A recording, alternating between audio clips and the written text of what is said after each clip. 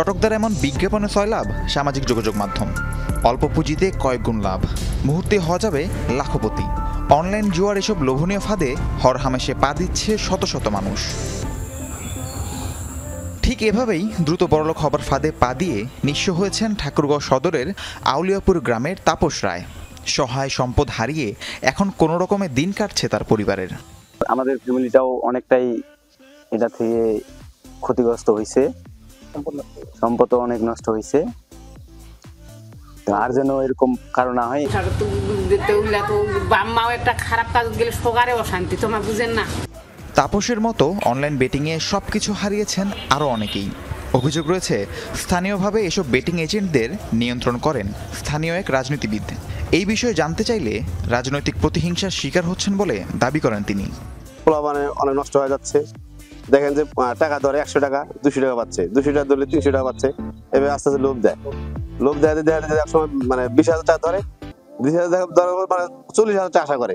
দেখা যায় 40,000 পাই না, ওরা সব চলে যায়। একটা সিম ওদের 7.5 লক্ষ টাকা, তিনটা ছেলের কাছে তিন সাথে 2 লক্ষ টাকা হলো সিমের কিনা আছে। খালি একটা সিম, যে সিমটা ডিলার আর কি, সেই সিমটার দাম হচ্ছে 7.5 লক্ষ টাকা। ওটা দেখতে খুলতে হয়, অ্যাকাউন্ট খুলে দেয় আর কি। ডিলার ওরা খেললেও বেনিফিট আসবে, না খেললেও বেনিফিট আসবে। ওরা হচ্ছে মূল হতা মানে প্রতিদিন। সভাপতির নাম কি? সাইদুর রহমান। গোটা বাংলাদেশে করে, কিন্তু এই বিষয় নিয়ে আর কোথাও কোনো কথা শুনি না, শুধু এখানকার কথাই শুনি। কেন এখানকার কথা শুনি?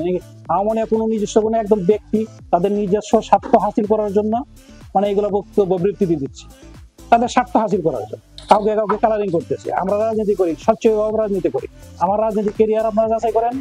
পুলিশ জানায় মাঠ পর্যায়ে প্রচারণা চালানোর পাশাপাশি জড়িতদের ধরতে কাজ চলছে।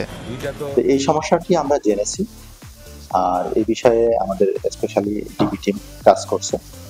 আমরা সিআইডি সহ অন্যান্য যারা সংস্থা আছেন, যে সংস্থাগুলো সহযোগিতা নিয়ে আমরা কাজ করতে পারি, তাদের সাথে সমন্বয় করে কাজ করার চেষ্টা করছি।